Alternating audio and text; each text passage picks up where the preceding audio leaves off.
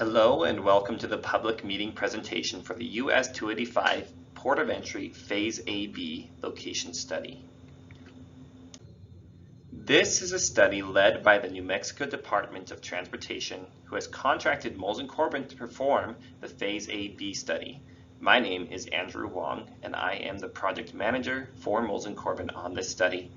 We have also partnered with Ecosphere Environmental Services to conduct the environmental review and prepare the documentation for this port of entry. To begin, let's go over some of the background for this study. As many of you, I'm sure, are aware, the redesign of US 285 from milepost 0 to 22 was completed in 2021 and is currently under construction. Moles & Corbin was contracted by the NMDOT to begin studying the new port of entry in 2021. The first draft of the report was submitted in 2022, and ongoing stakeholder coordination meetings were held through 2023. Standard Phase AB location study procedures are shown on this screen. These involve establishing the existing conditions, developing a public involvement plan, setting the purpose and need for the project, developing alternatives, and screening the alternatives. At the same time as the Phase AB location study is going on, the Phase C environmental assessment is being developed. This is a requirement of the National Environmental Policy Act, or NEPA process. It involves studying the impact the potential project could have on the people, animals, plants, air quality, natural and historic resources, as well as several other areas depending on the specific situation. Depending on what's found for the area, it is determined whether any additional steps are required to mitigate, remediate, or eliminate negative impacts to the environment. The scope that was developed for this study focused on determining the ideal location for a new port of entry along US 285 between milepost 0 and milepost 7.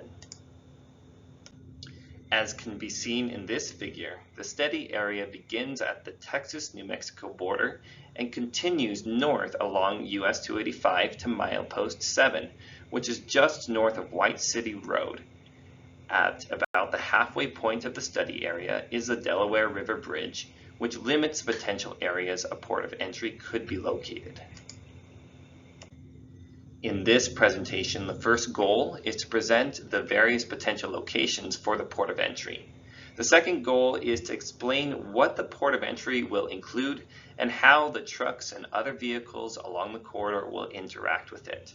And finally, to provide an opportunity to hear and receive comments and questions on the port of entry's location and features. As we mentioned, the first part of the study is to identify the existing conditions. As most are probably aware, this portion of US 285 is currently under construction.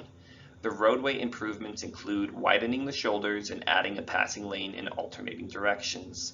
These improvements were driven by the heavy traffic and high percentage of trucks currently utilizing the corridor. As the existing conditions were studied, the following purpose and needs statement was developed. The purpose of implementing a new port of entry to the US 285 corridor between milepost 0 to milepost 7 is to facilitate the continued economic growth in the region by ensuring the commercial vehicles entering the state are safe and legal. The need arose because of the significant increase in heavy commercial traffic throughout the corridor. Gross vehicle weight must be regulated to protect the state's infrastructure, improve safety, and ensure commercial drivers are following state law. Once the existing conditions and the purpose were clarified, the work of identifying the potential sites for the port of entry could begin. Sites 1A and 1B are located right at the Texas-New Mexico border. North of those two sites is the Delaware River Bridge, which creates a zone where the port of entry is not feasible. The next possible site is labeled here as Site 2, and it is located just south of Longhorn Road. Site 3 is located between the intersections of Longhorn and White City Roads, while Site 4 is located just north of White City Road. Each site has slightly different traffic volumes.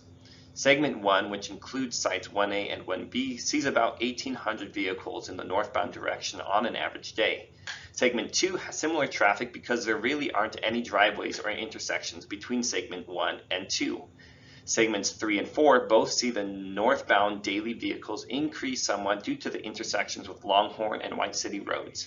You can see here that the heavy vehicles make up about half the vehicles on the roadway. You can also see that the peak hour for the traffic counts we collected is actually at 5 a.m., which tells a story about the hard workers out here in this part of the state. Traffic analysis of the segment, which was performed using the new alternating passing lane, yielded a level of service of A. This means that the roadway, once construction is complete, should flow freely with much less time being stuck behind a slow vehicle. Now we'll get into more detail with each of the location alternatives. Site 1A is located right at the Texas-New Mexico border. At this point, the roadway has the passing lane in the northbound direction, and the land the port of entry will occupy is primarily located on New Mexico Department of Transportation, State of New Mexico, and BLM land. Most significantly, being located right at the border ensures that it would capture all the northbound interstate traffic. On this slide is a figure showing what this location could look like. You can see this typical section looking north with that 14-foot passing lane in the northbound direction. And you can also see the plan view showing the off-ramp, the port of entry, and the on-ramp. This site would require advanced signage on the Texas side of US 285. Site 1B is very similar to Site 1A, except that it's located a little bit further north, just south of the Delaware River Bridge. Like Site 1A, US 285 would have the passing lane in the northbound direction at the point where the off-ramp begins. However, by the time the on-ramp reconnects to US 285, the passing lane switches to the southbound direction. This means that trucks would be merging into a single rather than double lane section. Site 2 is located just south of Longhorn Road. It would also capture nearly all northbound traffic. It would, however, require some additional land to be acquired from the private property owner just to the east of 285. Here you can see what 285's typical section looks like for this alternative. At the off-ramp, there would be the passing lane in the northbound direction. But by the time the on-ramp reconnects to 285, the roadway would have shifted to prepare for the Longhorn intersection with the addition of a right turn lane and center left turn lane. Here is what Site 2 looks like in plan view. The proximity to Longhorn Road would potentially make that on-ramp merge a little difficult to navigate, but the port can't be moved much more to the south because of the Delaware River Bridge. Site 3 is located right between Longhorn and White City roads. At this point, 285 has 2 lanes in each direction and a center left turn lane because of the 2 intersections. It does have a higher total northbound traffic volume, but it would miss some vehicles accessing Longhorn Road. Like Site 2, it would require some private property acquisition. Here you can see the typical section in plan view of this alternative. The close proximity to both intersections is very constricting and would impact the merging and diverging at the on and off ramps. Site 4 is located north of White City Road. It would see the highest northbound traffic, but would miss vehicles that turned onto Longhorn and White City roads. It is located entirely on State of New Mexico property, which would simplify the land acquisition. Here you can see in the typical sections for Site 4 that the off-ramp would diverge at the point where there are still 2 lanes in each direction and the center left turn lane due to the White City Road intersection. By the time the on-ramp merges back on, 285 will have transitioned to 1 northbound lane with a passing lane in the southbound direction. Here's what alternative 4 would look like in plan view. Once the features of each site alternative had been studied, they could be compared side by side in an evaluation matrix. The results here show the advantage of the southernmost Site 1A because it scores well in all the categories, especially relating to traffic and geometric impacts. Site 4 in the north also scores well, but gets slightly lower scores due to some of the geometric issues being close to the White City Road intersection. These 5 alternatives were presented to the land managing agencies such as the BLM and the State Trust and the Department of Public Safety, who will be operating the port of entry. They all provided feedback showing preference for the southern sites due to their ability to capture all the interstate traffic and the desire to make the on and off ramps as long as possible for queue length and better merge-diverge operations. As a result, an additional alternative was developed which essentially encompasses sites 1A and 1B. This alternative can be seen here. You can see the longer on and off ramps, which would provide more smooth operations and better queue lengths.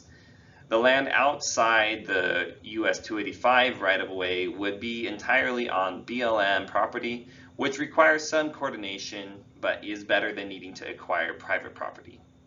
Based on all these factors, this is currently the preferred alternative for consideration.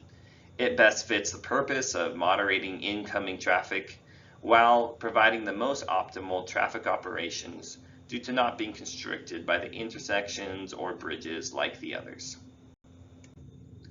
The other main element to the study is identifying the ideal layout for the port of entry itself.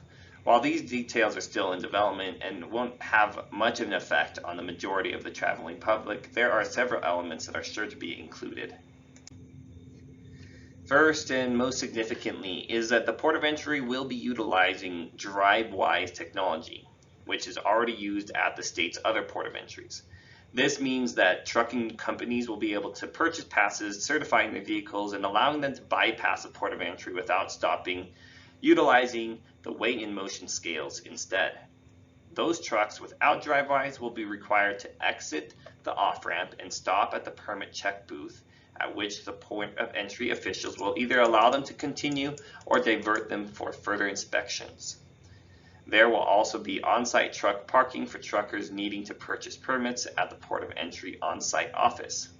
A digital open-closed sign along with other advanced signage will be placed in advance of the port of entry.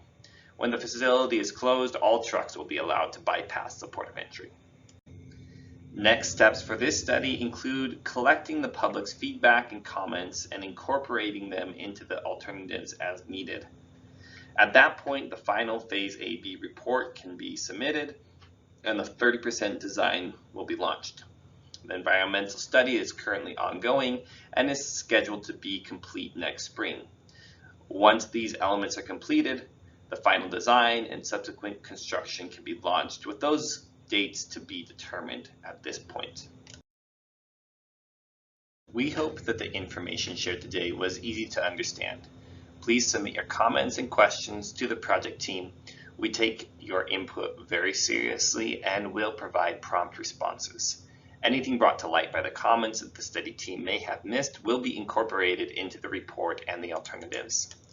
Comments can be submitted by calling John Taschek at 505-980-0993, by sending an email to jtaschek@ecosphere-services.com, by mail to Ecosphere Environmental Services, Inc., 320 Osuna Road, Northeast, Suite C-1, Albuquerque, New Mexico, 87107, or by using the online comment form at www.dot.gov/event/US285-port-of-entry. We look forward to hearing your feedback and thank you for your time.